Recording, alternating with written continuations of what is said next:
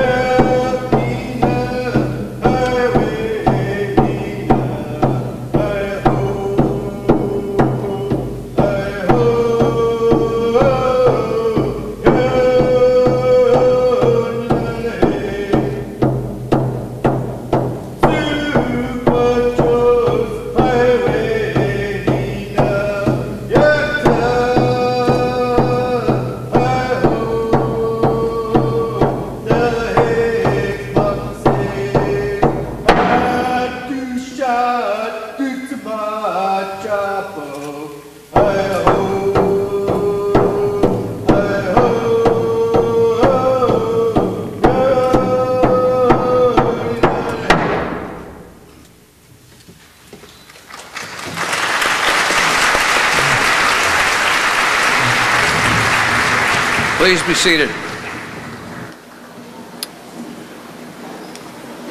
I declare the May 2010 convocation assembled for the granting of degrees open.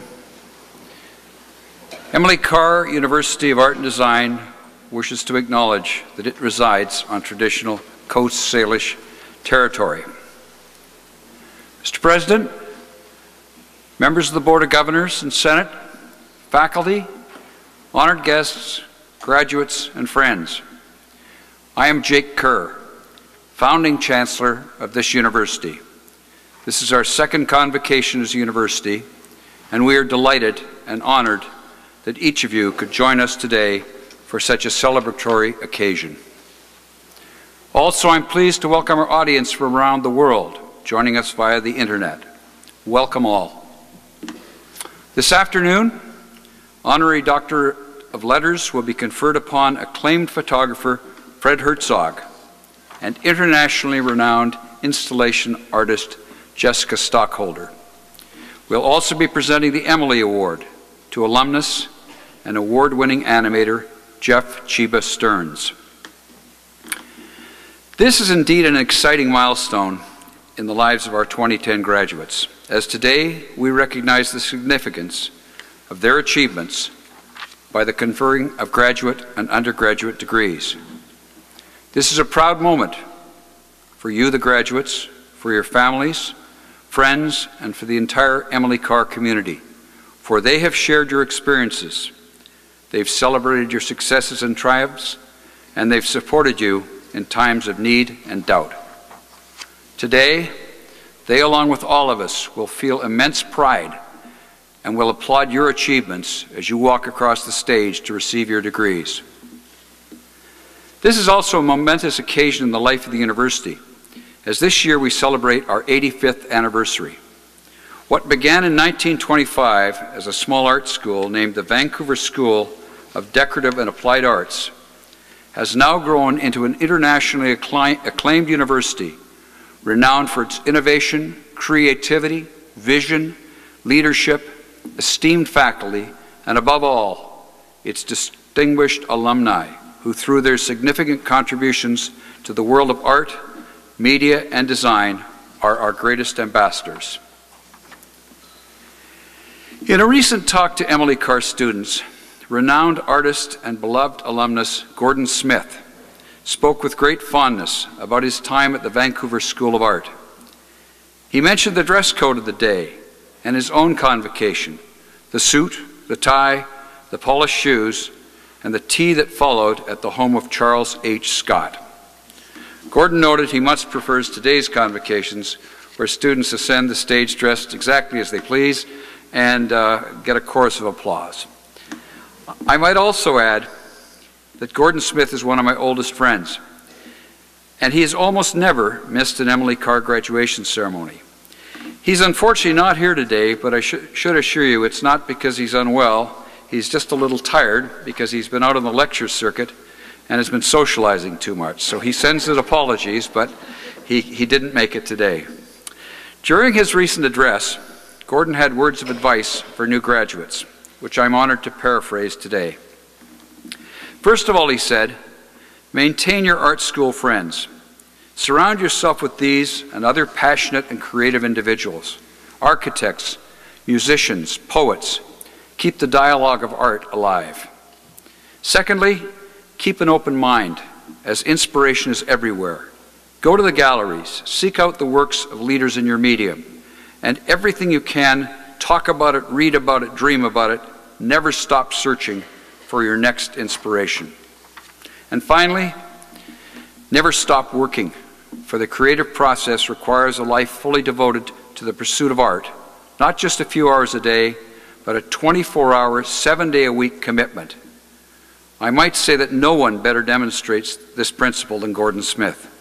Gordon is well over 90, and my wife and I go to visit him often, and he's inevitably hanging from the ceiling of his studio and working like a person maybe 70 years younger. I would also add that it's my observation that art keeps you young. Gordon Smith and my other pal Gathy Falk are two of the youngest people I know. Philosopher Erich Fromm said, creativity requires the courage to let go of certainty. Today you're letting go of an environment that has encouraged and supported you, a safe place in which to explore and create. Now you face an uncertain future. Some of you may look upon this uncertainty with trepidation, but I encourage you to embrace it, for it's in these unknown paths that you will make your greatest discoveries. Know that you are particularly well equipped to face all that life has to offer. In summary, congratulations to you, the class of 2010, our latest alumni. I now call upon the President and Vice Chancellor of our university, Dr. Ron Burnett, who will deliver the presidential address.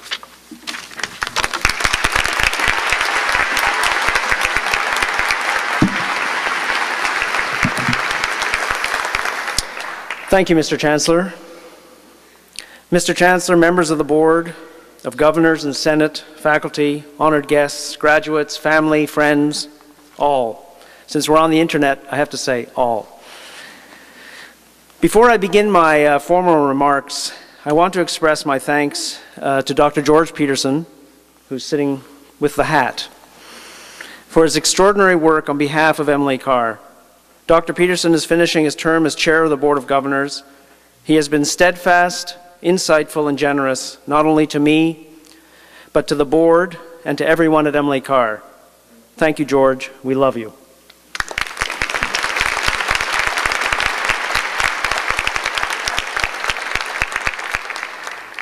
I should tell you that Jake Kerr is an unusual Chancellor. He's a wonderful man who has added extraordinary value to this institution, not only within, but outside. And I want to thank him for his extremely generous donation to Emily Carr that in perpetuity will support graduating students. It's an amazing gift, and it is an important gift and an important sign of the growth of this institution. And finally, I want to acknowledge and thank Monique Fouquet, who is our VP Academic and from whom you'll be hearing soon, for leading the complex transition that some of you have been experiencing, the complex transition and planning process that is transforming us into a fully fledged University of Art and Design. So graduations are always auspicious occasions, special moments in time for you, students of Emily Carr University, and for us, faculty, staff, and administrators. Special because this event marks both the beginning and the end of an important period in your lives and in ours. Emily Carr as an institution is small enough that we know many of you personally and have witnessed and in some cases participated in your struggle to become artists, designers, media creators. And because that struggle is so important to your future, yours and the society we live in, my comments today will deal with the future and your potential contribution to the betterment of society as a whole. Universities fuel social, cultural, and economic growth and change. Universities are at the heart of what we mean by freedom and democracy. It is within the university context that we can freely share not only ideas, but also develop solutions to some of the challenges that we all face. To be a creative person in this context is both a privilege and a burden. We cannot exercise our creative talents in a vacuum, but must connect what we do to where we live, connect our visions to the communities we share, link our imaginations to suggesting solutions to the vexing problems of the day, explore and innovate with the hope that we will also communicate values that have an impact, values that we can believe in and support. Over the last 4 years, many of you have witnessed some dramatic changes in our society. We have all lived through a major economic downturn and seen an extraordinary election in the United States.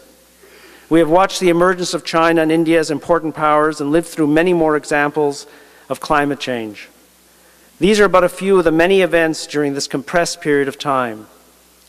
Throughout this period, you've had to learn how to balance your personal lives with being a student and to find a sense of equilibrium as our social context has become more and more complex.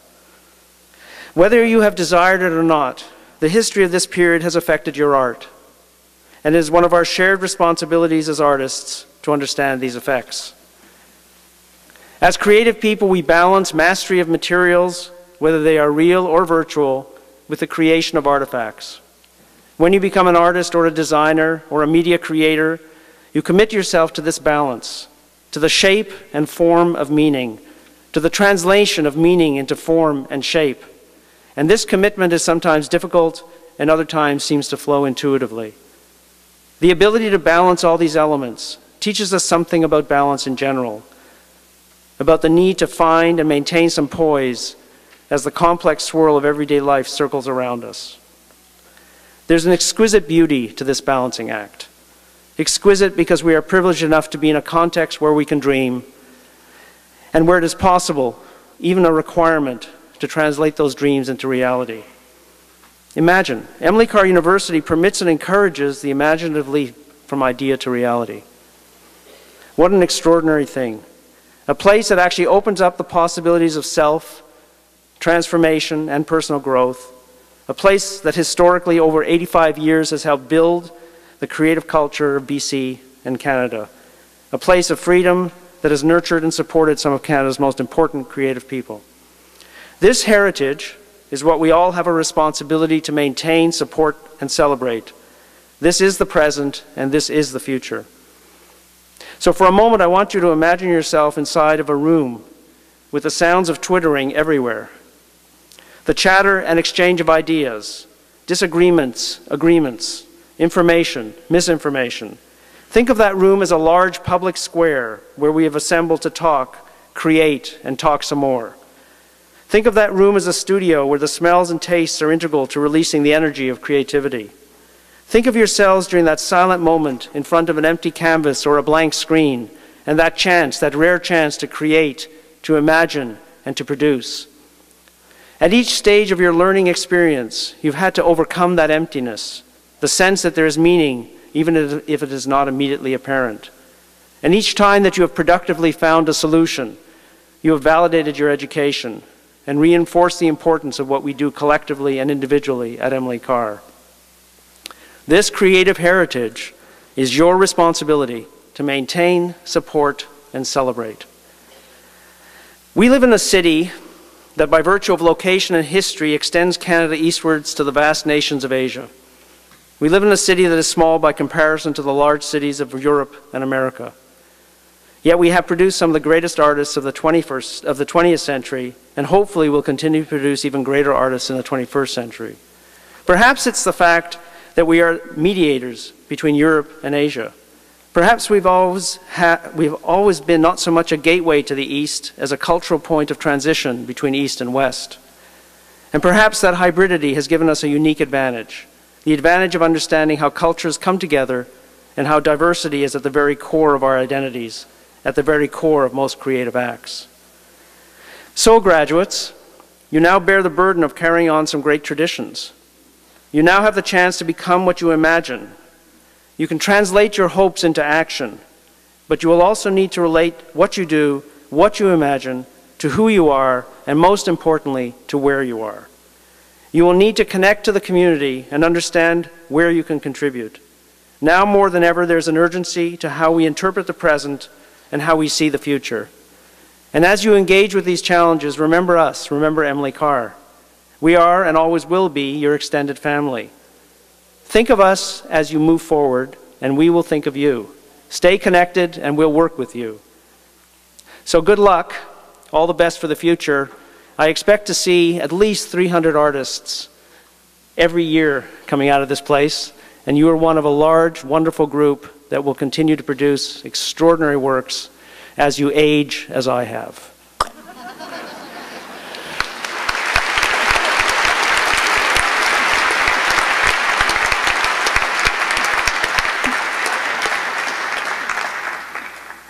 First time I've ever heard the President acknowledge he'd aged. Thank you, Mr. President. The honorary degrees will now be conferred. Mr. President, will you present the honorary degree candidate, Fred Herzog?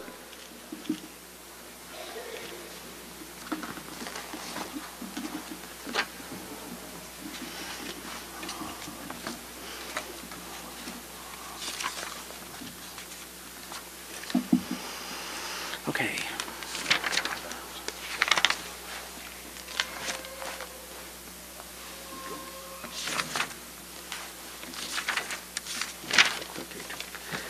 All right. Sorry about that. In the words of Charles Baudelaire, the life of our city is rich in poetic and marvelous subjects. We are enveloped and steeped as though in an atmosphere of the marvelous, but we do not notice it. End of quote. For over 50 years, Fred Herzog has been calling attention to the ordinary moments in the life of the city that through the lens of his camera become marvelous. Moving through the urban landscape, Herzog documents the scenes and faces that populate the city in which we live. His work stems from a desire to experience it, or as he has put it, as early as in 1956, quote, I saw the city's many manifestations in icons, archetypes, and bipolar contrasts. I was both actor and flaneur because I wanted to know how the city feels. Fred Herzog came to Vancouver from his native Germany in 1953, immediately signing on as a seaman and working on ships for the next 3 years. A self-taught photographer, Herzog landed a job as a medical photographer at St. Paul's Hospital and later as head of the Photo Cine Division, Department of Medical Communications at the University of British Columbia, where he remained for 29 years. During this time, Herzog worked on the periphery of the art world. While he maintained a presence in the local community and taught photography at both UBC and SFU, Herzog's photorealism and his insistent use of color were at odds with prevailing notions of art photography at the time. In recent years, however, there's been a growing appreciation for his work, evidenced by a retrospective at the Vancouver Art Gallery in 2007 and exhibitions in Paris and New York in 2008 and 2009. In part, the appeal of Fred Herzog's work lies in his ability to both link and separate us from the past. We can mark the changes to the urban landscape of Vancouver while also recognizing that its inhabitants go about their daily existence in much the same way as they did when Herzog first began his lifelong body of work. Mr. Chancellor, on behalf of the Senate of this university, I now ask you to confer upon Fred Herzog the degree of Doctor of Letters, honoris causa.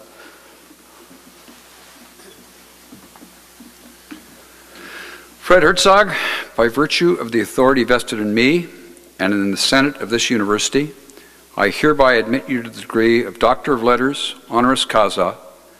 Dr. Fred Herzog will be hooded by Dr. Monique Fouquet, VP Academic and Provost and Alan McMillan, Registrar.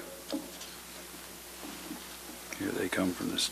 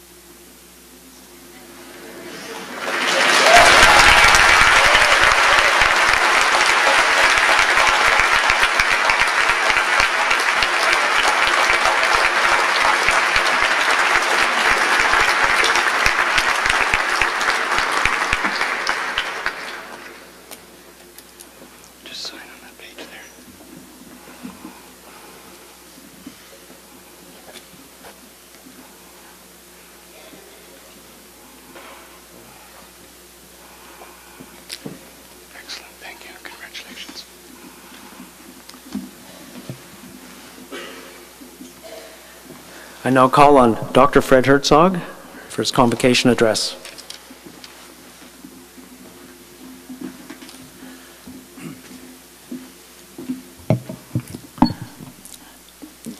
Dear Chancellor, Chair of the Board and Board members, President, members of the Convocation, honored guests, I accept this great honor with respect and gratitude. Just as each cell in our bodies carries the full genetic code, so every work of art we produce carries our signature. That is our style. I bought my first camera at age 20, and all the photographs I ever made could be called photorealism. This idiom suits me personally. That which I find is more interesting than that which I can think up. While I generally possess strong opinions about social justice and international co-respect, I have attempted early on to keep my photographic work ideologically unaffected, and above all, let the pictures speak for themselves. Being creative, however, is not enough, and that is where art schools and universities come in. We all need a forum for our ideas, guidance, and the knowledge of history if we wish to rise to the highest level. My professional background comes from 25 years in medical photography. I was fortunate that I could keep my interest in creative photography alive, and I have many artist friends in Vancouver who supported me in this. I'm still making new photographs and prints with both digital cameras and film cameras. Film cameras are lighter and very quick and above me and absolve me from the compulsion to check the screen after every shot to see if the picture turned out. As a creative tool, film is here to stay for many, many more years. Thank you all again for making this event possible.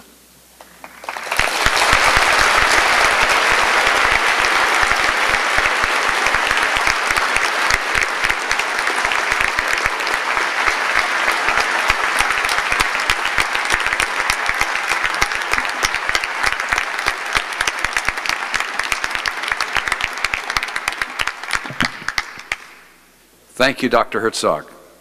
Mr. President, will you present the honorary degree candidate, Jessica Stockholder?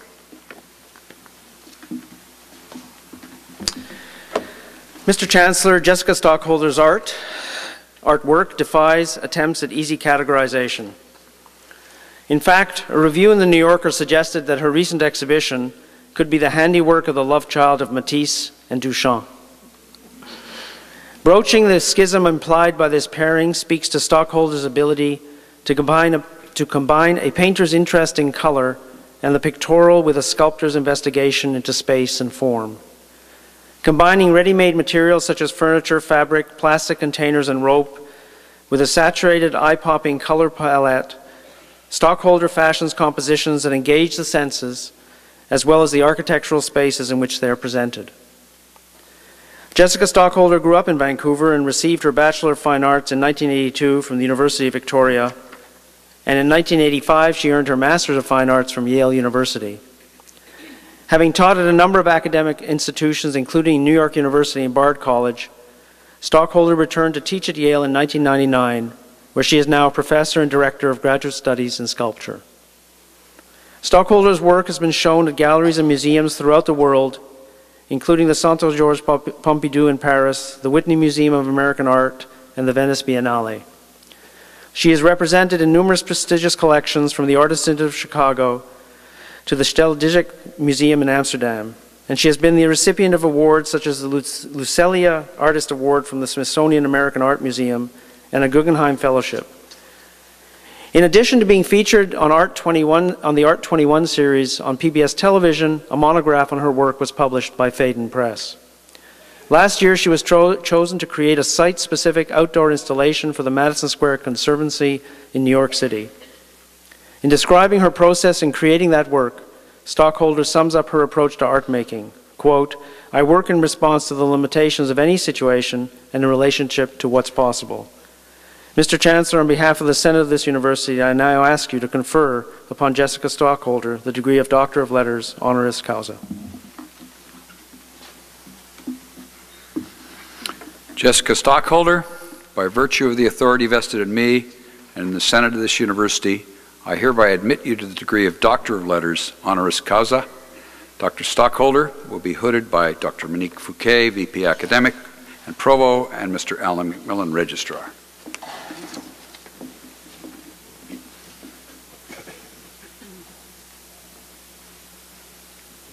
Congratulations.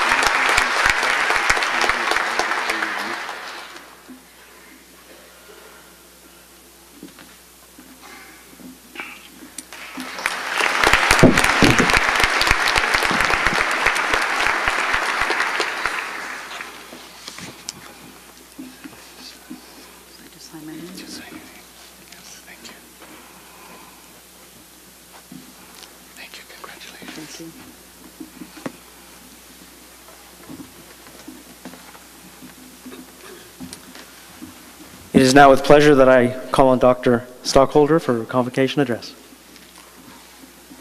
Well, thank you very much. It's really a pleasure to be here and a surprise, and to be called Dr. Stockholder is very surprising, as my parents are both called that. So when I got the phone call to asking me to accept this award, I was thrilled, and having grown up here, it's really an honor to be honored here. Growing up in Vancouver at the foot of these mountains and at the edge of the ocean has informed my life and my work. I remember my father taking me to the Japanese gardens at UBC and happening onto a tea ceremony. I remember playing in the woods at the feet of totem poles, and I remember driving home one evening to an owl sitting on a stump next to our driveway. I love this place, the geography, the weather, and the meeting of the various mingled Pacific Rim cultures. None of us have any choice about who we are born as or where. We have no choice but to come to terms with ourselves. Moving from this fixed center of our beings, I do believe that we have some freedom of will, and that making art is pivotal to the development of our free will muscles. The arts facilitate noticing, and I believe that making art is pivotal to the development of those free will muscles. The arts facilitate noticing, heightening our capacity to see the people, places, and things around us, and raising awareness and questions in relation to our habits of looking. This kind of attention to how and why we live contributes to the pleasure of living, and it does on occasion open doors to choosing to change things. The word art is a big umbrella, and I'm sure that I'm speaking here to many different kinds of makers. But I believe that it's this attention to observation or noticing that ties us all together. Whether it's observation from drawing, or observation of systems, or observation of patronage. I've enjoyed visiting Emily Carr College in the past, and since leaving Vancouver, I've come to love and respect the work of Emily Carr, after whom this school was named. Her work captures something of the spirit of this place, and as absence does make the heart grow fonder, I find myself thinking of her work often, and I carry it with me alongside the work of many others, including Bill Bissett, Jack Shadbolt, Ken Lum, Nora Blank, who's here today and whose studio I took painting and drawing lessons in, Jeff Wall, Bill Reed, Robert Davidson, Susan Point, and Maury Baden, who I also took lessons from, and probably many others whose names I will forget, I'll regret not having said today. How all of these artists negotiate the collision of their own trajectories with the mountains, rain, and intersecting paths crisscrossing Vancouver has me in its grip. Speaking to you from the other side of 2.5 decades out from school, I want to let you know that making art is a wonderful way to speak to other people, and its pursuit makes for a full and rich life. One of the first things I learned after graduating is that no one can tell you what you should do or make decisions for you. There are no right answers. I was armed with ridiculous confidence and an inflated sense of my work's importance. I was also fearful and panicked, setting out on my own, but I did it anyway, and I urge you to do the same. Unraveling how your own private solitary motivations, ambitions, and thinking merge with the pack animal nature of being human is often core to the contribution art makes. The struggle between these parts of our nature is pivotal to life and politics. By deciding to dwell at the intersection of the self with culture at large, you have in essence decided to play a part in defining what it means to live a life today. So here we are, perched on the edge of the Pacific Ocean. Thank you for inviting me to be here. Congratulations to you and your loved ones and to your teachers, and as you graduate into the rest of your life. I look forward to seeing your work and to feeling it reverberate out from here. Thanks very much. It's great to be here.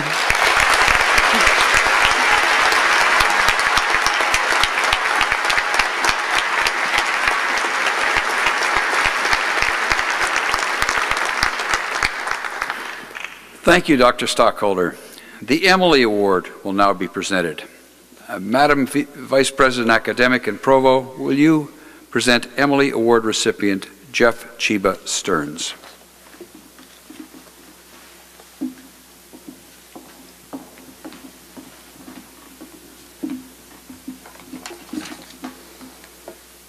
Mr. Chancellor, the Emily Award honors outstanding achievement by university alumni.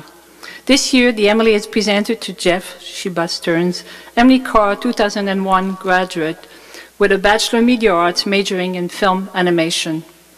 His short animated films, The Horror of Kindergarten in 2001 and Kip and Kyle in 2000, were screened at film festivals and were bought and aired by the Canadian Broadcasting Corporation. His recent autobiographical animated short, What Are You Anyway?, explores issues of growing up half Japanese, half Caucasian in a small Canadian town. It has screened at over 40 international film festivals and won the award for Best Animated Short Subject at the Canadian Awards for Electronic and Animated Arts. His 2007 animated short film, Yellow Sticky Notes, won the Prix du Public at the Clermont-Ferrand Short Film Festival at Best Animated Short Film at the Calgary International Film Festival. It was animated with just a black pen on over 2,300 sticky notes, and is a reflection on Jeff's tendency to become overwhelmed with to-do lists made up of yellow sticky notes. The film has screened in over 70 international film festivals and won 10 awards. After the film's international premiere at the 2008 Tribeca Film Festival, Yellow Sticky Notes became one of the first films acquired by YouTube's Screening Room. Jeff's next film, One Big Hapa Family, scheduled for release in the spring, is an animated feature-length documentary that explores the lives of children of all ages from interracial marriages and how they perceive their mixed-race identities at a young age. Please join me in welcoming Jeff back to Emily Carr to receive the 2010 Emily Award.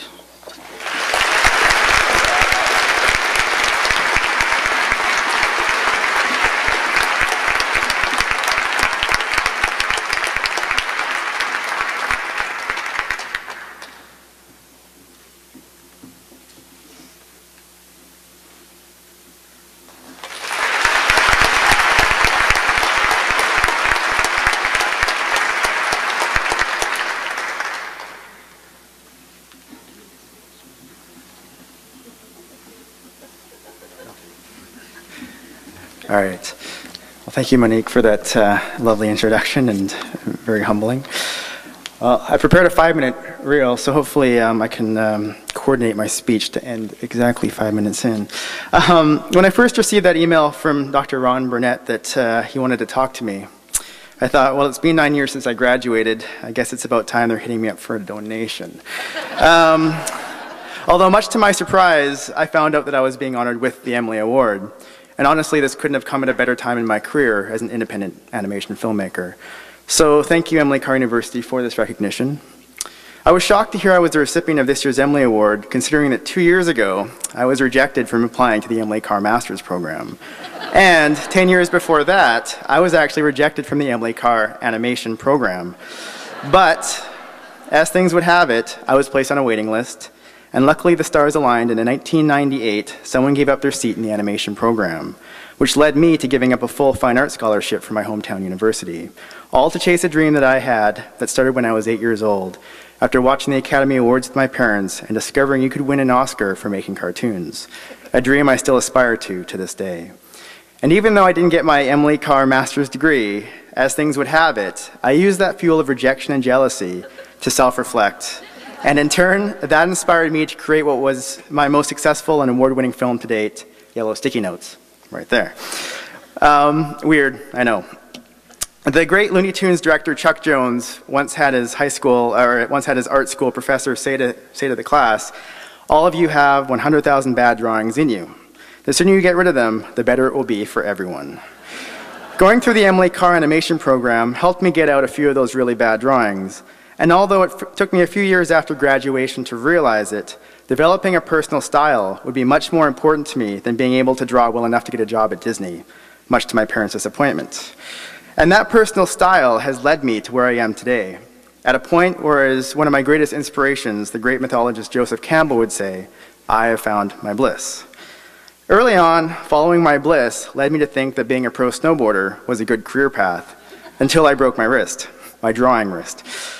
And being in a punk rock band would lead me to stardom, until that band broke up. It's been a strange and crazy road chasing my bliss of becoming a full-time filmmaker. And getting to this point took a lot of tough decisions. After a year after graduating from Emily Carr, 9/11 would destroy the animation industry in Vancouver. And so with no jobs in sight, I swallowed my pride and moved back in with my parents in Kelowna. From there, I became a high school art teacher in hopes of a steady paycheck, only to realize that my parents were proud of me no matter what I did, and being an art teacher is a noble career. And is one of the main reasons many of you are sitting in that seat you are now. And now, even though I don't teach high school anymore, and I moved out of mom and dad's, I rarely ever turn down instructing a workshop, giving a guest lecture, or offering advice to future animators, because as Emily Carr graduates, we owe it to others to inspire and pass our knowledge on to future creators who would give anything to one day be sitting where you are right now. Through some perseverance, I eventually started my own production company. I just finished my first feature film, and after traveling to multiple film festivals around the world for the last 5 years, I've learned that no matter what part of the world you're from, everyone values honesty, nobody likes egos, and integrity is a mighty asset. These days, I often find myself working 17-hour days, 7 days a week, but I work for myself, and I'm finally able to make a living solely creating. Although my most important achievement is that I've held true to my filmmaking philosophy that I developed at Emily Carr, to produce content for children and adults that combine different philosophical elements and social elements together to create humorous, entertaining, and inspiring stories. And even with commercial projects, I never stray from this philosophy because integrity is what brings meaning to my art and my life. When I look back at my experiences attending Emily Carr, I realized it wasn't just about learning a craft. It was about maturing my art making, and most importantly, growing up. Emily Carr for me wasn't about putting excrement into a Ziploc bag, sculpting genitals out of clay, or leaving meat sculptures to rot in the concourse gallery. Although, after watching so many students do that year after year, I also realized that going to art school wasn't just about achieving a higher form of education. It was about making mistakes, working through cliches, taking risks and failing, and cringing 9 years later when I watched my grad film. Emily Carr was a place where I had a chance to get out some of my bad art and take pride in some of the good art I did create. And that has made all the difference. Now that you've graduated, you are all capable of making only good art. Although knowing what is good art will take you a lifetime to discover. No matter what route you take after graduation, I wish you all the greatest of success following your own bliss, no matter what that may be. Thank you.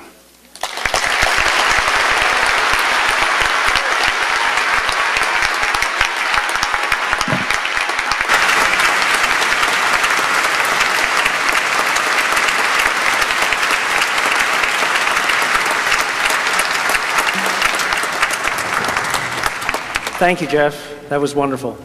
And now I call upon Veda Hilly before we do the actual graduation. Hello there, graduates. This is a song that I wrote actually on the occasion of Emily Carr becoming a university. It's a song about a moment of transition, so I thought perhaps it could be apt. And the words are taken from Emily Carr's journals, so there you go. And may I say that the moments of change are rarely so clear in our lives, and rarely do we have so much great company, so enjoy yourselves.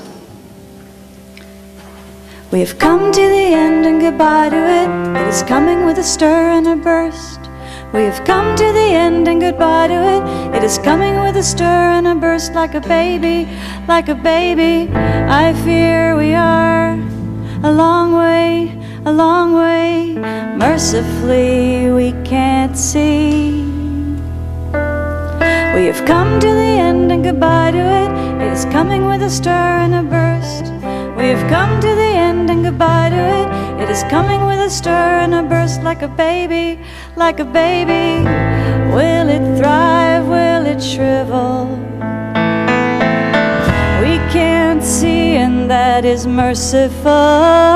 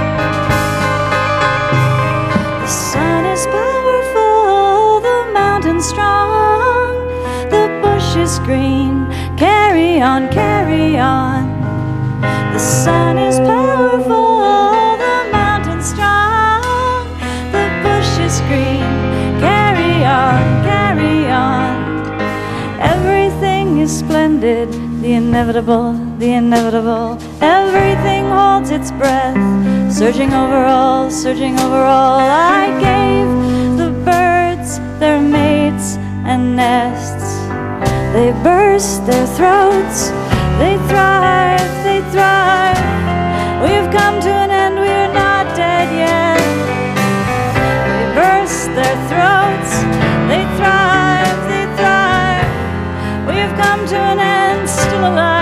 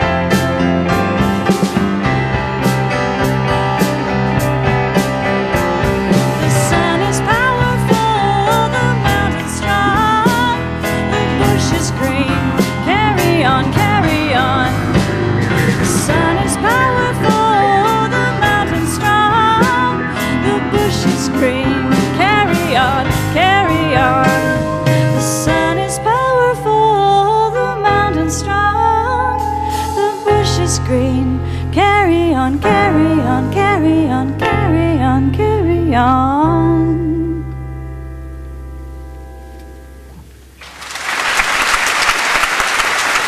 Thank you.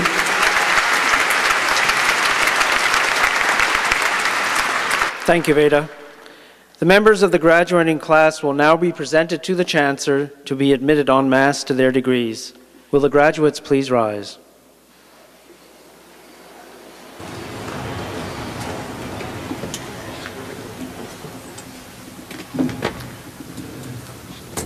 By virtue of the authority vested in me and in the Senate of this university, I hereby admit you to your various degrees. Will the graduates please be seated?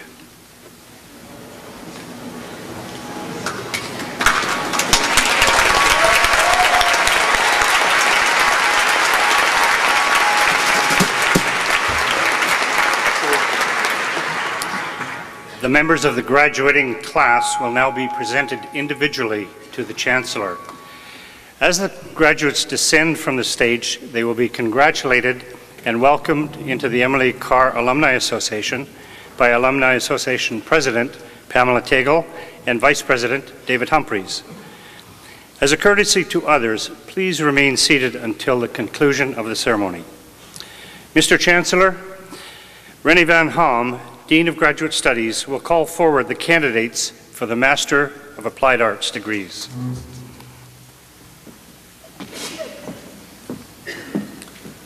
Mr. Chancellor, I have the honor of presenting the Master of Applied Arts candidates.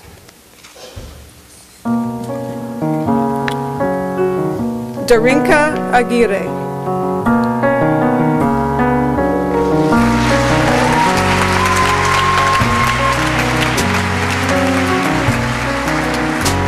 Rochelle Clifford.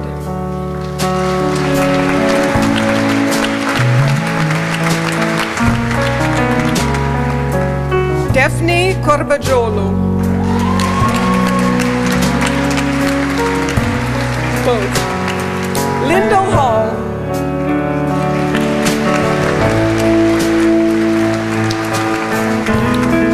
Penny Leong.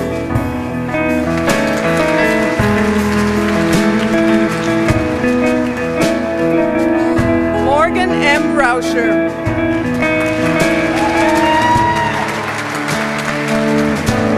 Sarah Salavati.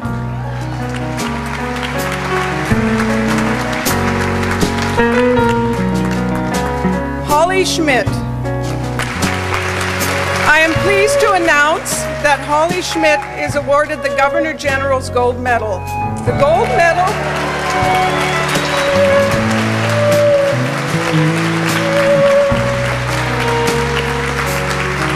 gold medal is awarded for academic excellence to the student who achieves the highest academic standing at the graduate level.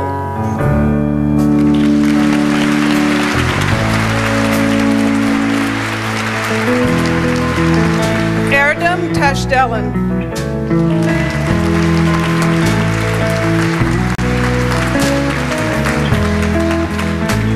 Miles Thorogood.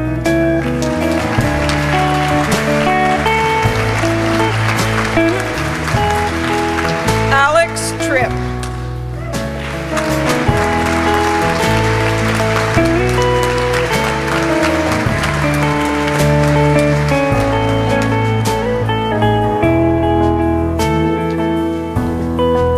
I would now like to introduce Morgan Rauscher, this year's valedictorian.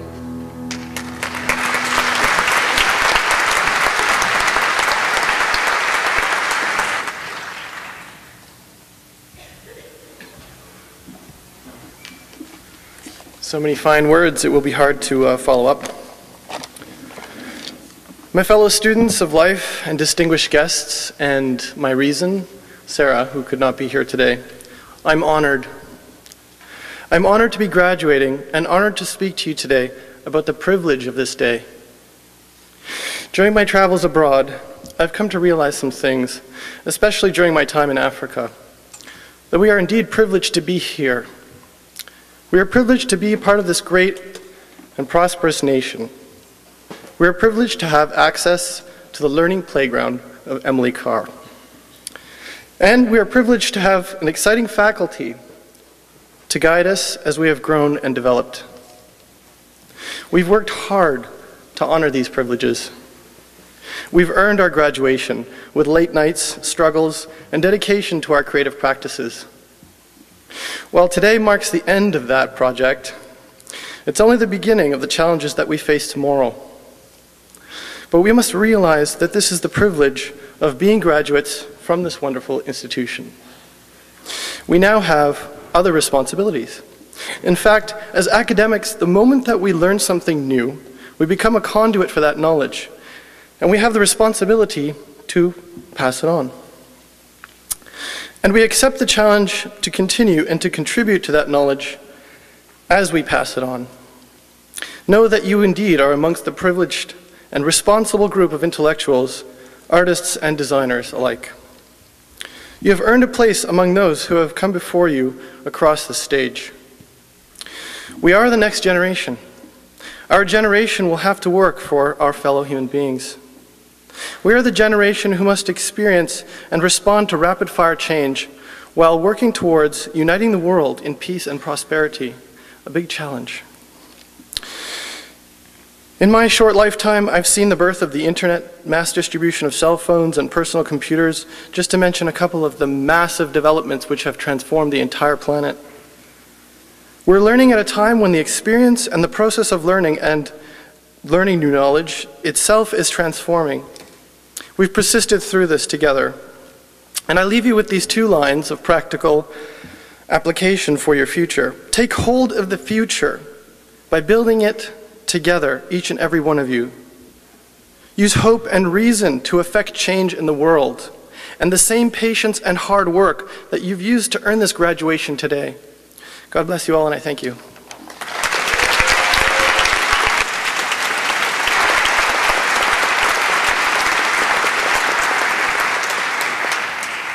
Thank you, Morgan. The Bachelor of Design degrees will now be conferred. Mr. Chancellor, the Dean of Design and Dynamic Media, Bonnie Zablotny, will call forward the candidates for the Bachelor of Design degrees.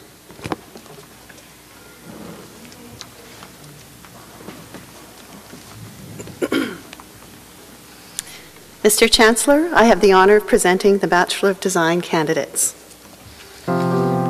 Sarah Ahn.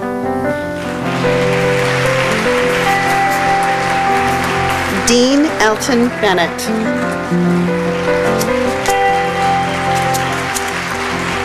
Anna Lisa Bond. Krisa Greta Famadico Borromeo. Ifta Bazaglo. Carmen Bright. Paulina Campos Alcacer. Carmen Man Yi Chan. Linda Chang.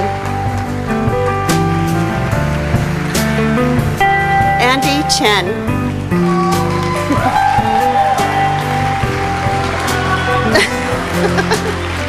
Yu Chun Sid Chen. Fiona Chang. Annabelle Choi. Sun Young Choi. Brandon M. Cotter. Denise Simplest. Angela Dawn. Renat De Picciato. Sarah Linnea Duell.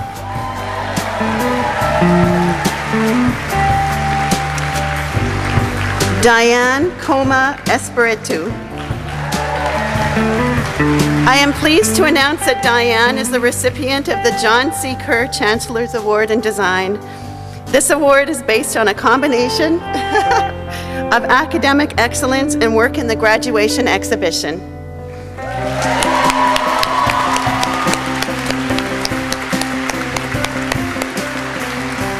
Lisa Michelle Fraser.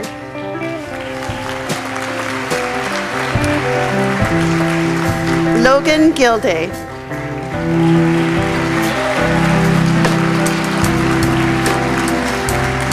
Caitlin Jill Gillette. Gian Lorenzo Gioffre.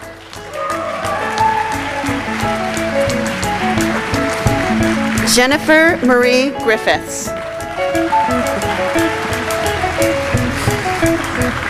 Victoria Alina Hartlib.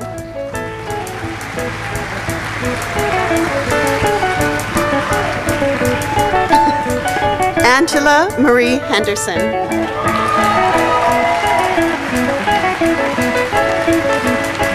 Mel Hong. Sarah Ying Fang Hung.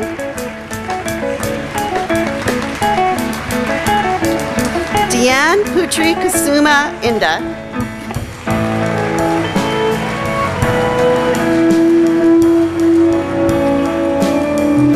Angie A. Ishak.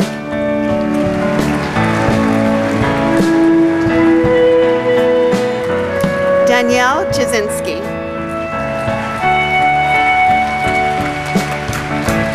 Mircha Juverdino.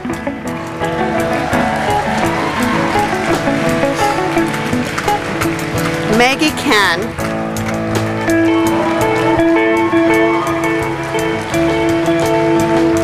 Tina Chien Wen Cao.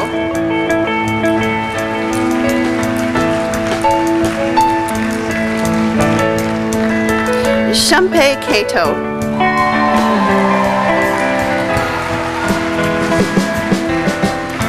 Alexandra Kennefic.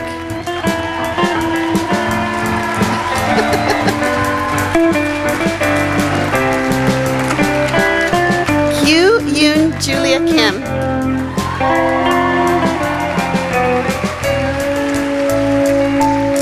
Se-yoon Kim.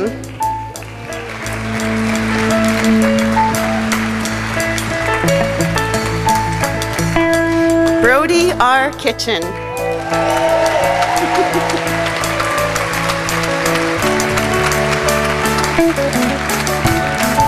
Jacob Kabnacki.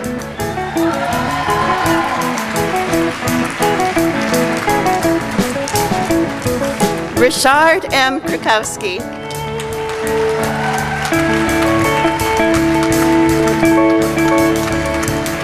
Wen Chin Jennifer Koo.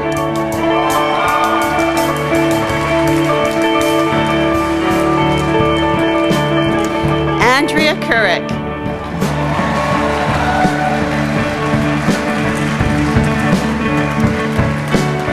Heather Lee.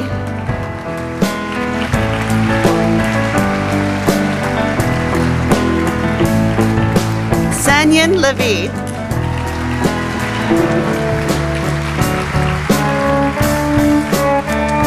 Kevin Mache Lewandowski.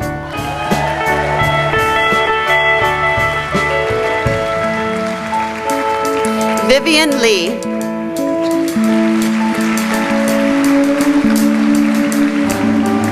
Judy Lynn.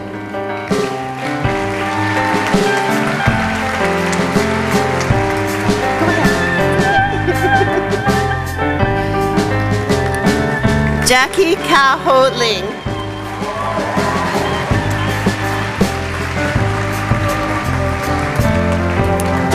Chia Pei Claire Liu.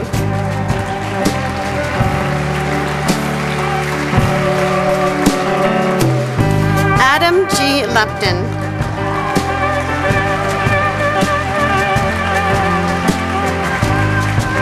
Cameron McCaig.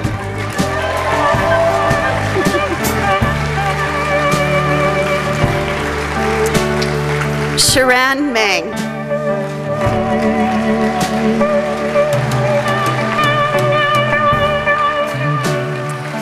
Sophia Meyer.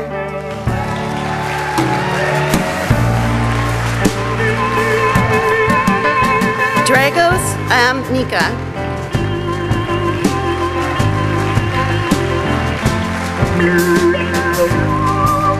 Ryan Nussbacher.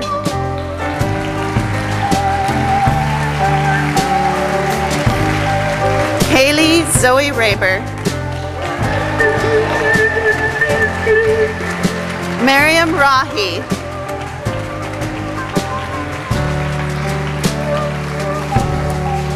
Dana Ramler.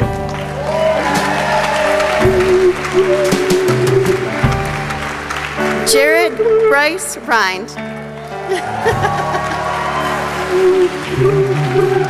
Jason Paul Rupert.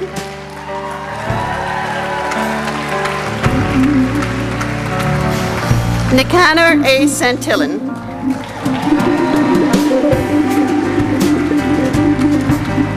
Stephanie Mary Sauvé.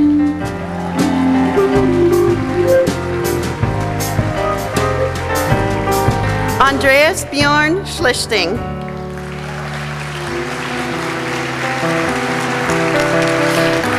Wallace Chi Young Soo.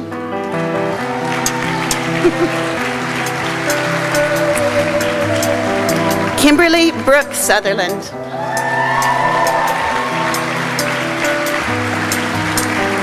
Sheila Ting Ting Say.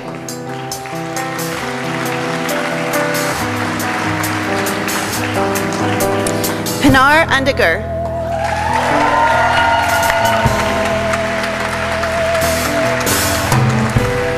Stephanie Vacher.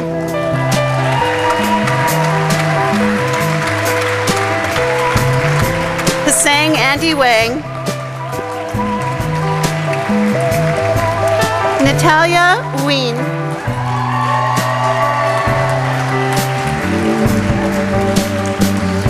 Kathleen Patricia Westerhout.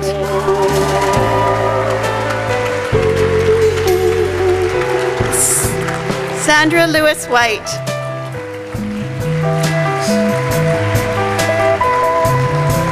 Dirk A. Wright.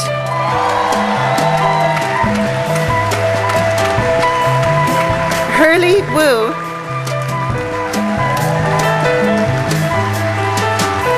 Ying Xuan Iris Wu.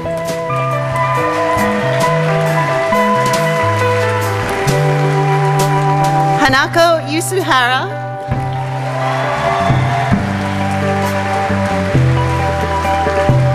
Kyung Sun Yoon. Congratulations.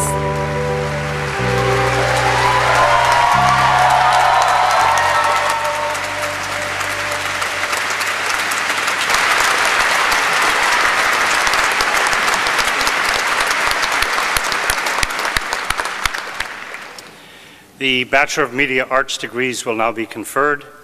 Mr. Chancellor, Susan Stewart, Dean of Culture and Community, will call forward the names of the candidates for the Bachelor of Media Arts degrees.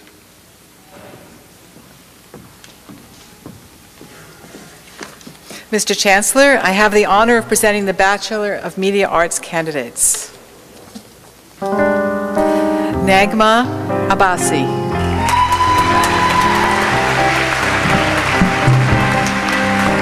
Darren Baczynski. Stephanie Christensen Blakey.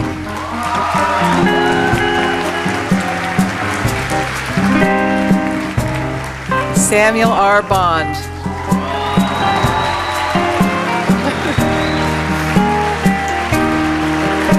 Jared Tsai.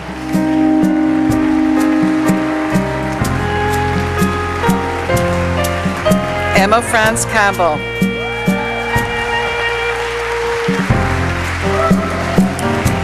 Eva Maria Kaspar.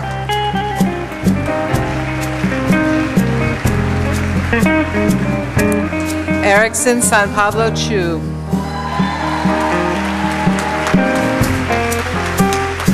Adrian Lee Jostovsky.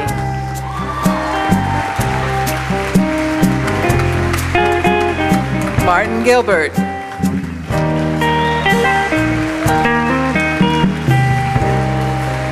Jonathan David Henning.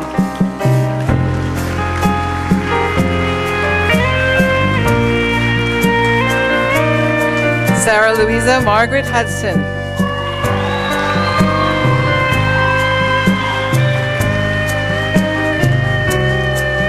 Young Hoon Kang.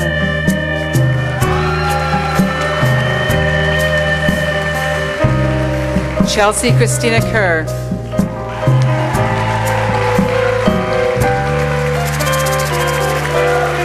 Catherine Karana.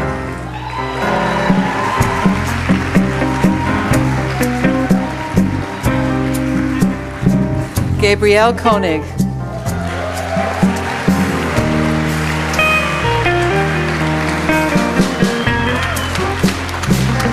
Cara Miranda Lawrence.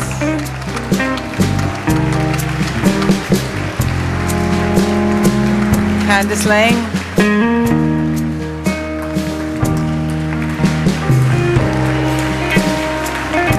Calvin Leung.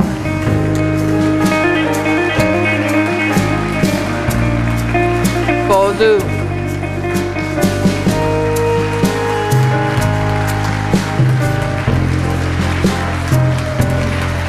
Yao Lu.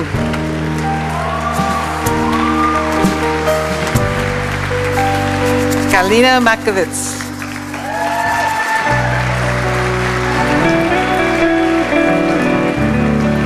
Rajay Mayank Mehta.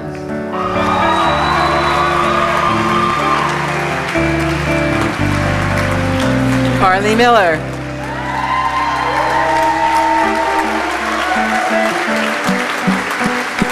Evgeny Navernovic.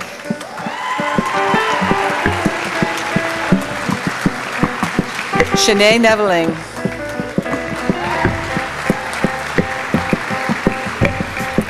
Jonathan M. Ostrom.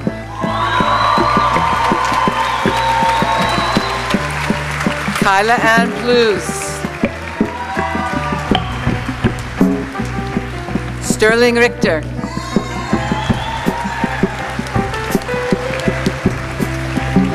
Lauren Selden. I am pleased to announce that Lauren Selden is the recipient of the John C. Kerr Chancellor's Award in Media Arts. This award is based on a combination of academic excellence and work in the graduation exhibition. Mitchell Edward Stuckey.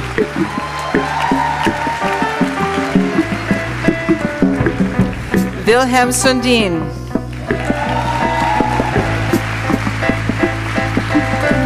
Ryan Kahutu.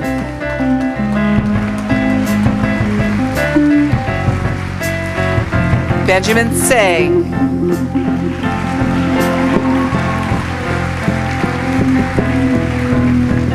Lucas J. Waring.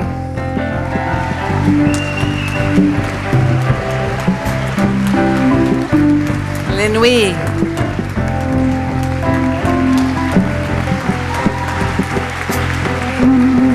Wei Shan Wang.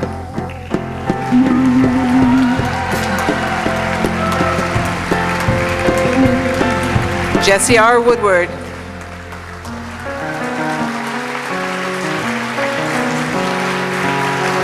David Puyang.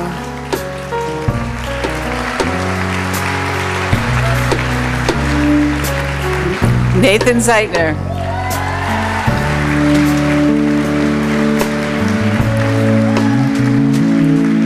Tony Zhang.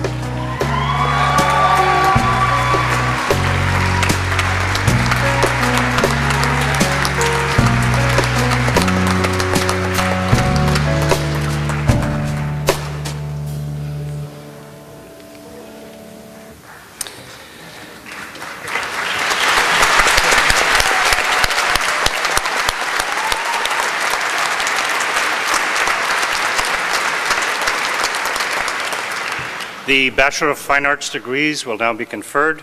Mr. Chancellor, the Dean of Visual Art and Material Practice, David McWilliam, will call forward the candidates for the degrees in Bachelor of Fine Arts.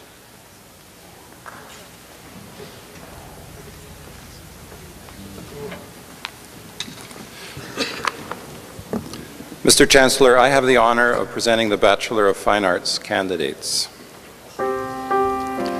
Negan Abbasi.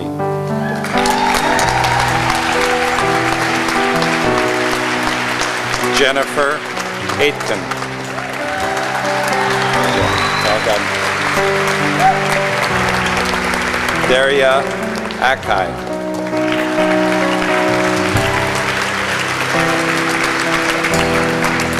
Alexandra Annette Alain.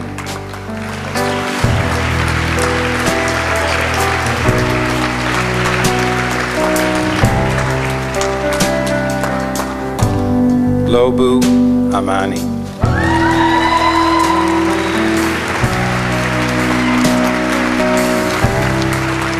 Susan Ailey Antilla.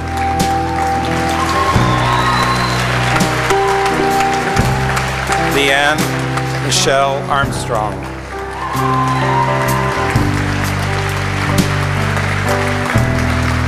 Kirsten Michelle Aubrey. Well done. Kathleen Denami Beckett.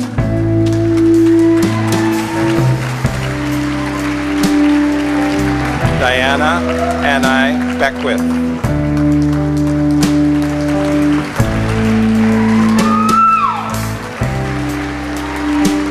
Vanessa K. Black.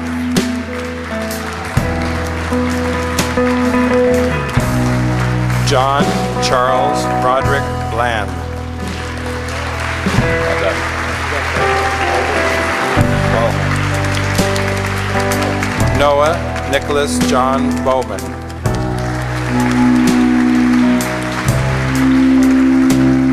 Daniel Thomas Bray. Kenneth Grant Brody. Susanna Brown.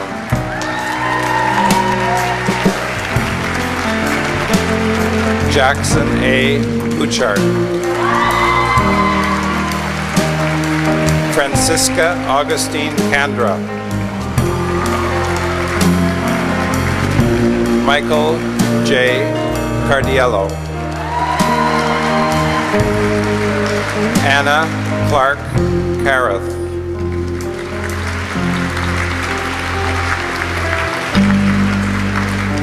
Graham A. Case.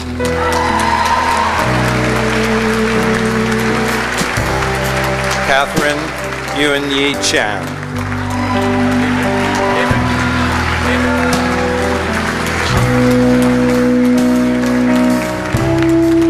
Caroline Margaret Alice Ballhorn.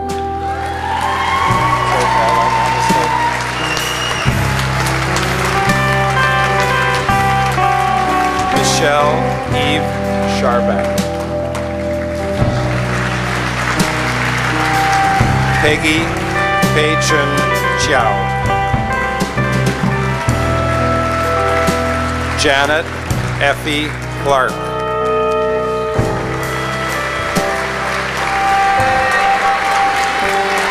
Sarah Clement.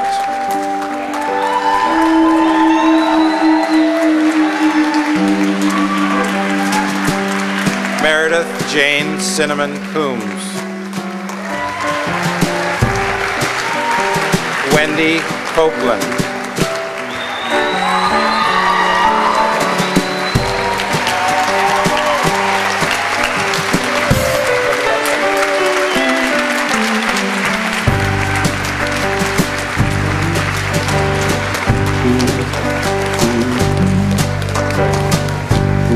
Chan Yan Neil Chung. Sorry, my apologies. Anne Cottingham. Patrick Christopher de Castro Cruz. Aisha Milne Davidson. Miriam France Deshane.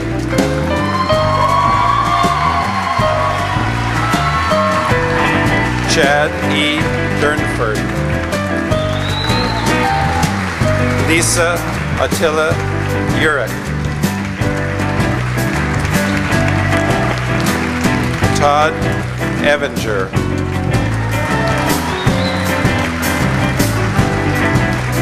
Peyton Evans. Antonio B. Franco.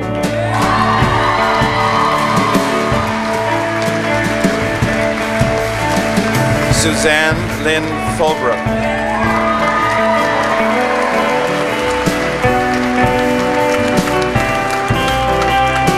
Chloe L. Gammon.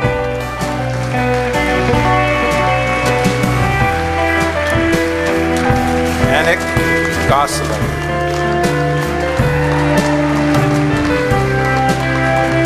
Kirk Frederick Gower. Joshua Peter Grafstein. Francisco Fernando Granados. I'm pleased to announce that Francisco Fernando Granados is awarded the Governor General's Silver Medal. The Silver Medal is awarded for academic excellence to the student who achieves the highest academic standing in the bachelor degree program. And I'm also pleased to announce that Francisco is the recipient of the John C. Kerr Chancellor's Award in Visual Arts. This award is based on a combination of academic excellence and the work in the graduation exhibition. Shaolan Grant.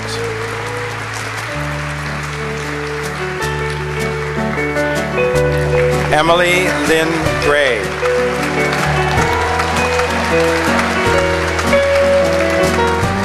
Tara Lee Guild.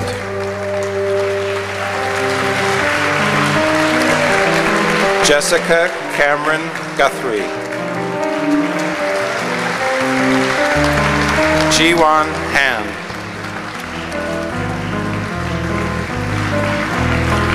Laura A. Hatfield.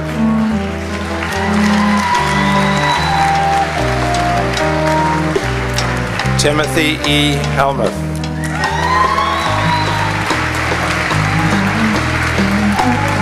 Rainey E. Henderson. Fiona Hernandez.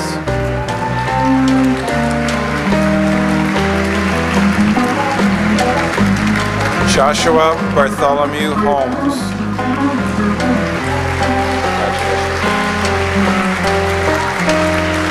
Alicia M. Horner. Jiaqian Xu.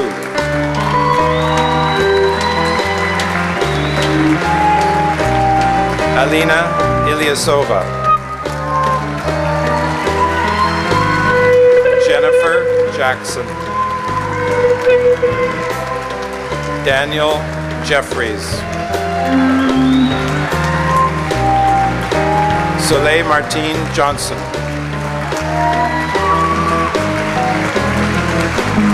Colin J. Jones. Nazreen Khosroshaki.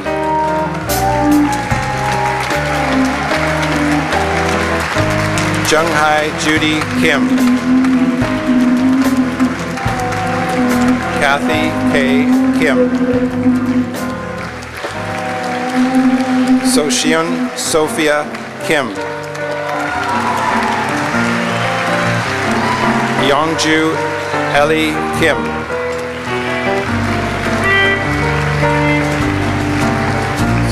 Brian Kokoska. Molly Wright Crepel.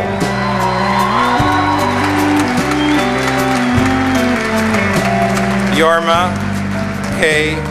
Kuyala.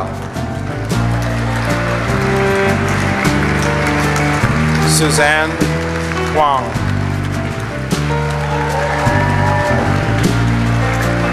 Bennett D. Lafond. Elaine Ellie Lee.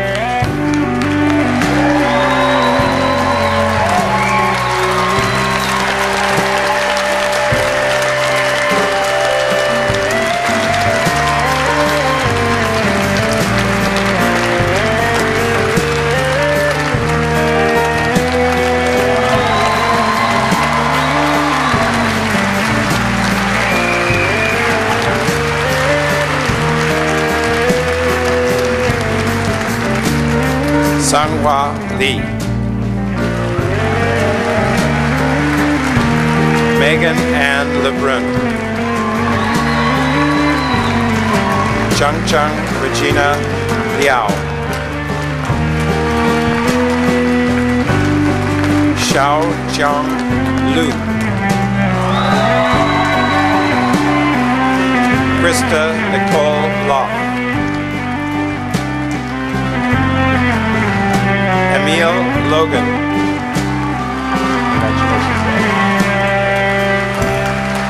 Tanni Jenny Liu. Denver Willis Linslig. Patricia Ann McNeil. Corey Ma. Margaret M. Ma. Ashley G. Manhas.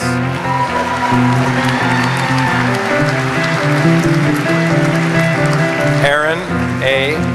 Maranka. Jennifer Martin.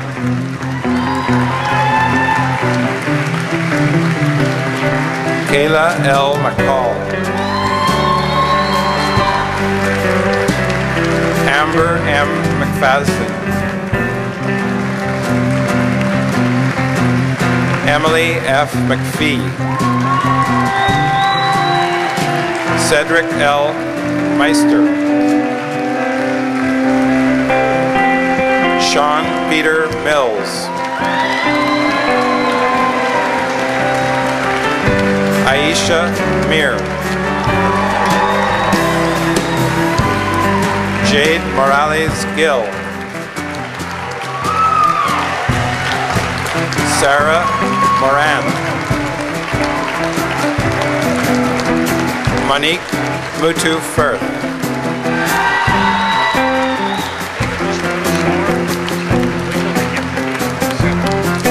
Catherine Leanne Nielsen.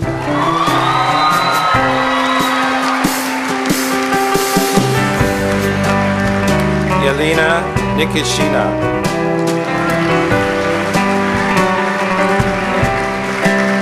Heather Elizabeth Noakes.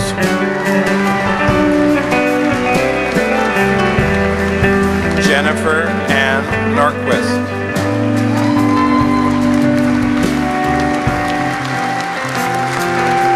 Kaylee A. O'Farrell.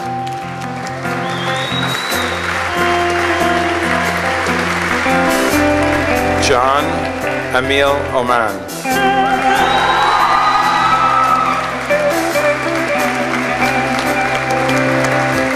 Nicole Britta Andra.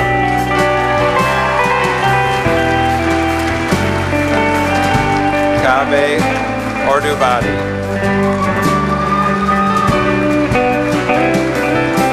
Alexandra C. Pearson. Ian M. Penn.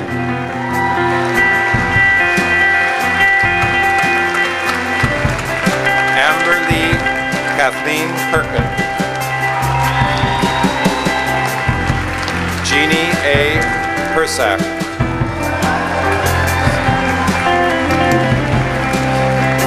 Casey Faisalakiani. Gwen Alston Phelan. Louise Nell Phillips.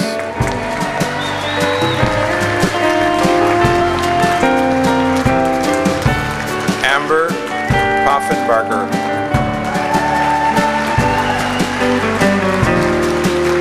Skylar Luke Quinnett. Julia Rochelle.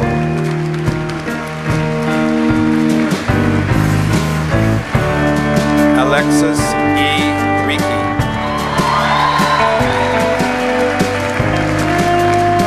Jamie Louise Reed.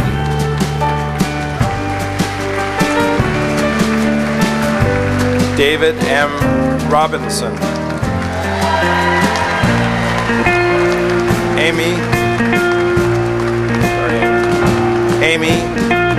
Ruoko.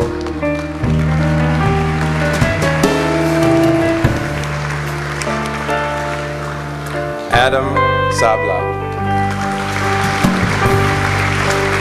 Saliha Marie Salhaus.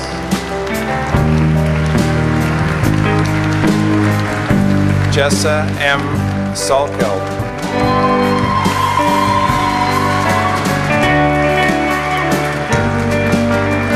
Phyllis Schwartz.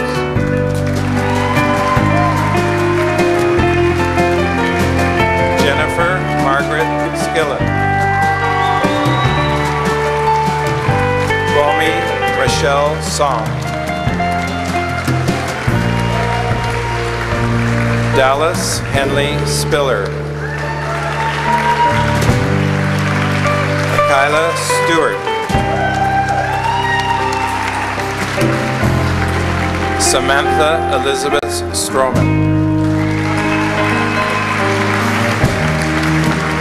Ashley Naomi Stewart.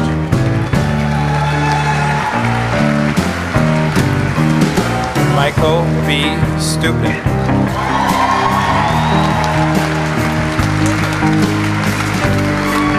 Jose Antonio Santos Tan.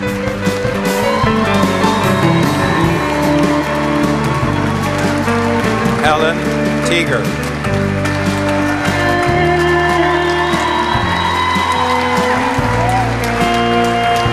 Jonathan Jim Tiong. Hey, John. Cindy Tsai.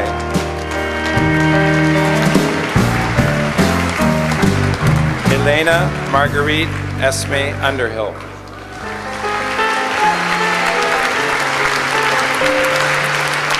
Mitchell Edward Van Duzer.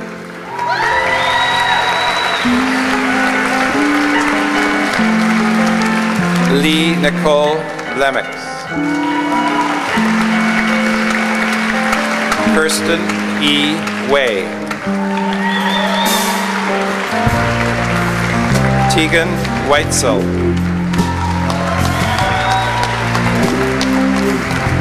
Daifan Wu.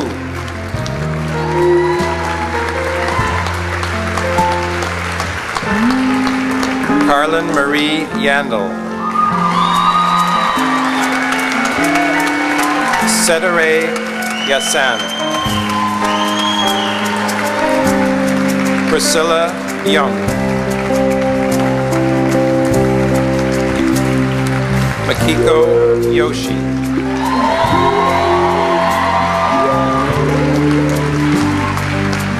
Mina Yu.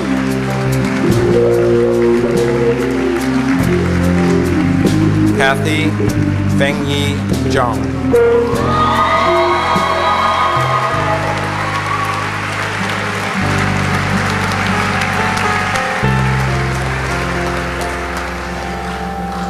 I'm now pleased to introduce the valedictorian for the undergraduate class, Kaylee Raber.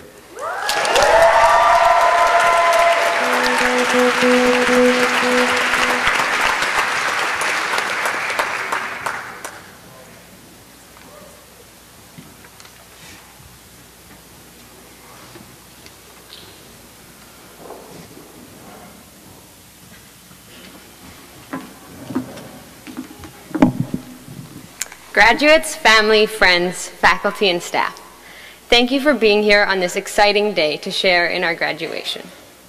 It's a great honor to have been asked to speak today on behalf of the undergraduate class of 2010. When I was first asked to be valedictorian, I struggled with how to write a speech that could reflect on such a diverse set of graduates and experiences. I think the last 4 years have meant many different things to each of us. For some, like myself, it was the first stepping point out of high school. For others, it was the fulfillment of a long-anticipated dream.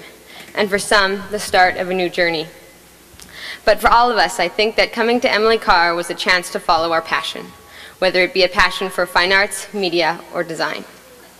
I think it is the diversity and the passion of the students, the faculty, and the courses that make Emily Carr such an amazing and inspiring place to learn. The faculty and technicians here are incredible, and I've learned so much from them. But what I never expected was how much I would learn from my peers. So much of my learning in the past 4 years has come from interacting and exchanging knowledge with my diverse set of peers. 2 weeks ago, I had the opportunity to be a part of the Industrial Design grad presentations. It was one of the highlights of my university experience to see each of my peers passionately presenting the projects that we had spent the entire year developing.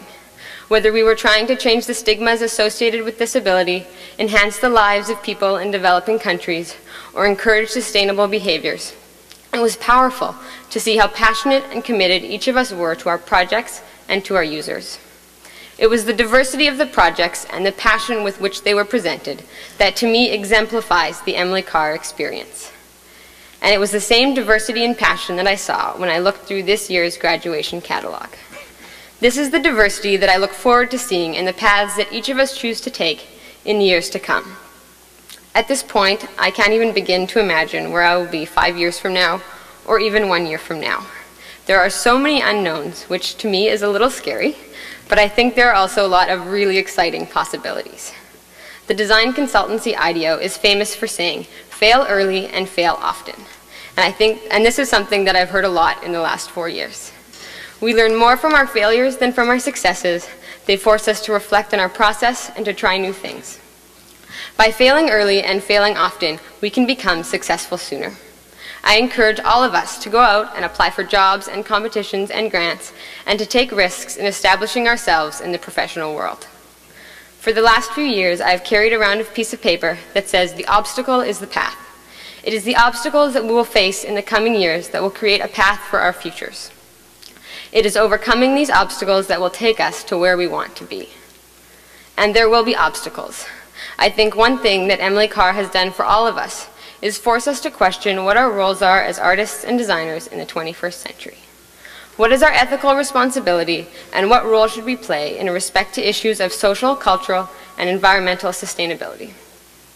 These are not easy questions to answer, but I think that these questions for many of us have now become inherent in our thinking. As artists and designers, we have the ability to affect change.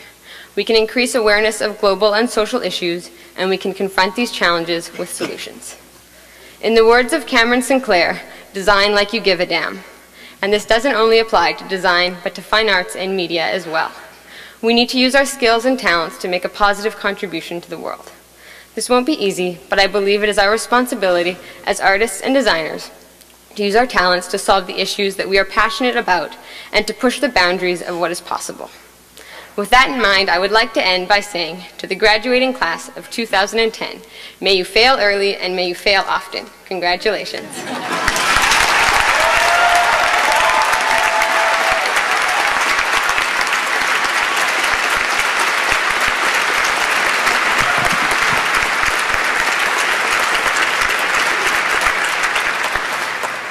Thank you, Kaylee. I might add, may you fail often and may you fail early, may you succeed often and may you succeed often and often and often. Will the graduating class please rise?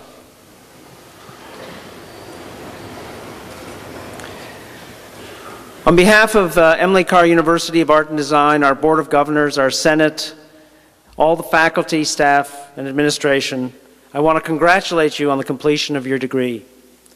This is an impressive achievement, and I ask your friends and family to join me in applauding the class of May 2010.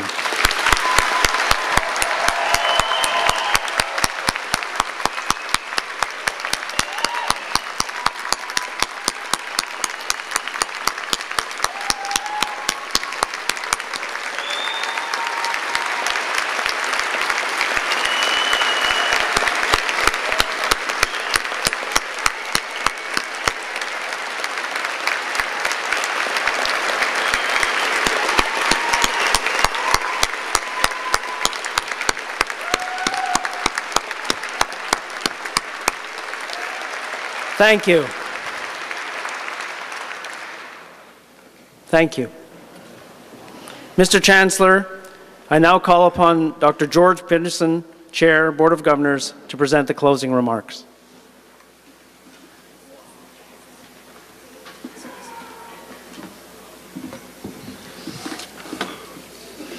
Mr. Chancellor, Mr. President, distinguished guests all. I've always thought that Convocation Day is particularly special, and I can say that today continues that tradition in my mind. It's with huge satisfaction that I've sat here this afternoon and watched those of you in the class of 2010 come across the stage with this big smile of satisfaction and pride. And you certainly deserve the recognition that you've received today. I want to begin by adding board congratulations to those of you who are in the graduating class and who have completed degrees today. We are extremely proud of each and every one of you. And as you leave Emily Carr, we hope that you will stay equally proud of this institution because it's an outstanding school. As some of you know, I live very close to the campus of Emily Carr. It's about a 10-minute walk, and I'm frequently roaming the halls of Emily Carr. And I've done it for the past 4 years, and I've watched your progress very carefully. And you actually had to get my scrutiny before we gave you a degree. As a result of those observations, I know how hard you've worked. And I congratulate you on the kind of achievements you've reached. Today, you join a group of distinguished alumni from a school that we know on recognized authority to be among the top 5% of art schools in North America. As a class,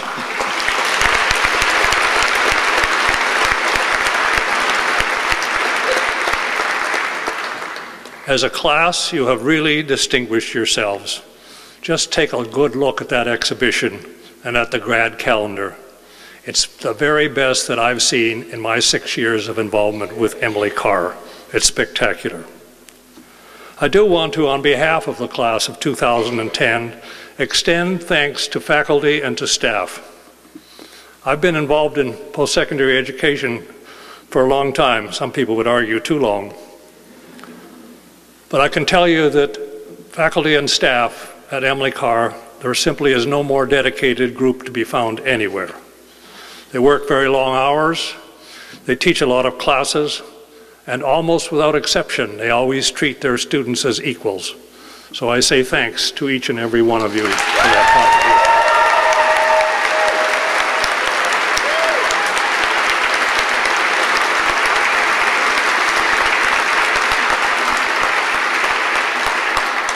It's my observation that this is a school where everyone has regard for one another. I want to say thanks as well to the friends and relatives of the class of 2010 for your support and your encouragement. Know that no one that I know has ever completed a degree on his or her own. We've all needed help along the way, and it's always been very welcome when it came. Today, those of you who are supporters can put on your best smile of pride on your face for what has been achieved. As the President indicated earlier this afternoon, unfortunately for me, our board meeting last Thursday was my last. There is a 6-year limitation on the length of university board appointments, and I've simply run out of time. My time here has been a wonderful experience for me, and I will certainly miss the close association with Emily. People here have received me so graciously, and I want to extend a special thanks to my fellow board members.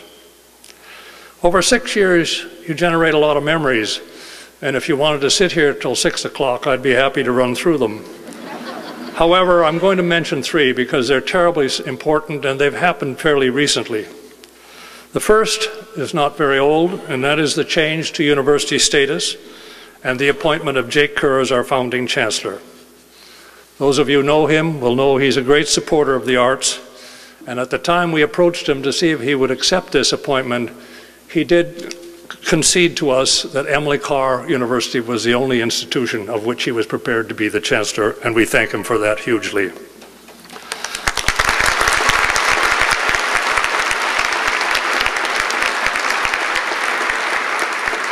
The second moment of real consequence was the announcement earlier this year that there will be a totally new campus for Emily Carr on a site a few miles east of the current campus.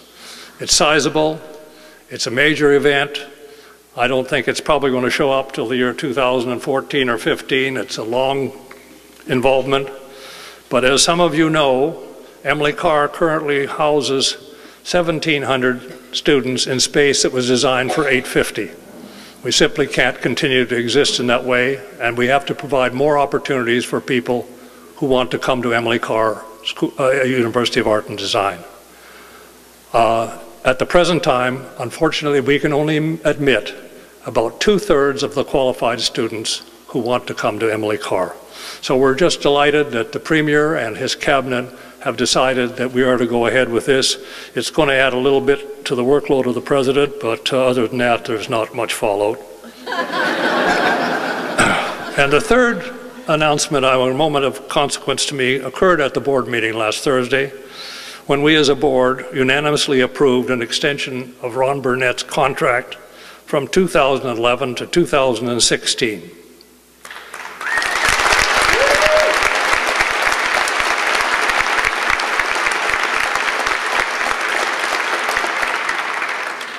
Like our school, Ron is reputed to be among the top 5% of art school presidents in North America. Since coming here in 1996, he has made major contributions to Emily Carr and really put it on the map nationally and internationally. We are privileged to have him, and I have been rewarded in my association with him. To conclude, my experience with this school and its people has been very special, and I thank all of you for making it so gratifying. We will stay in touch. Thank you.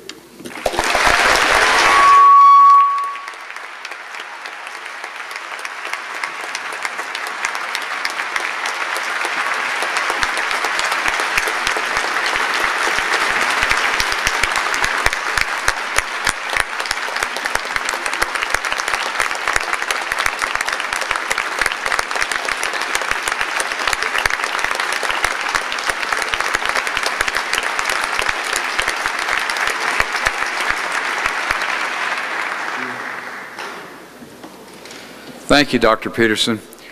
I know it's all been said already, but I can't emphasize enough what an honor it's been to work with as distinguished an educator as George Peterson.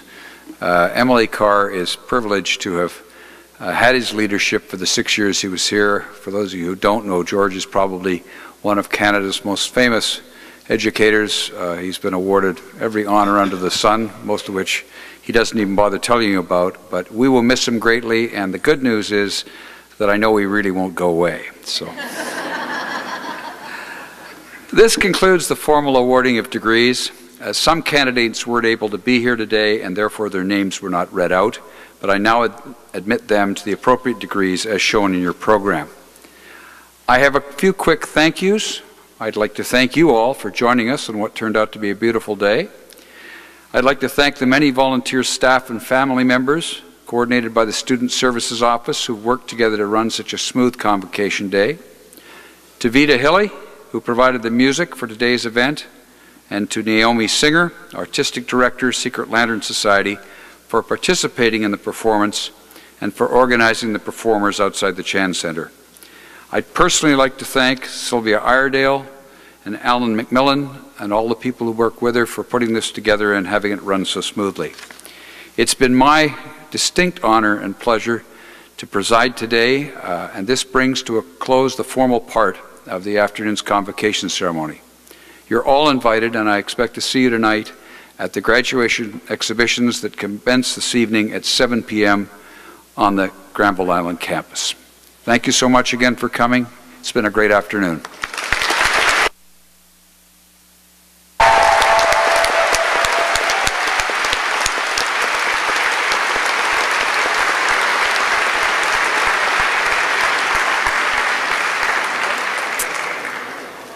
I would request that you please rise and remain standing until the platform party has recessed. Thank you.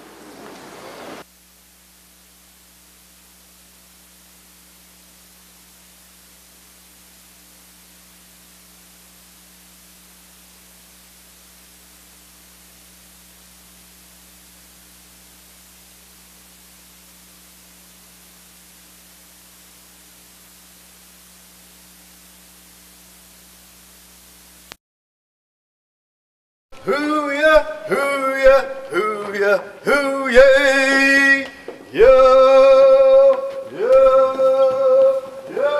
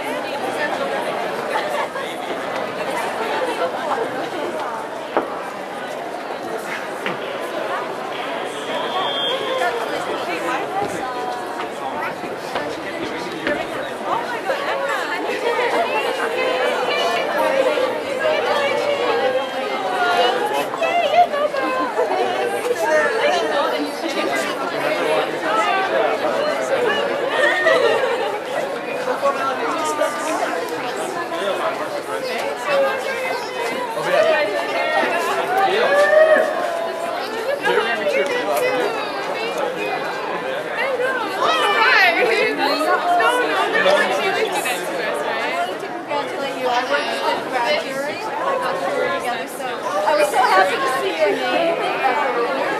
So I hope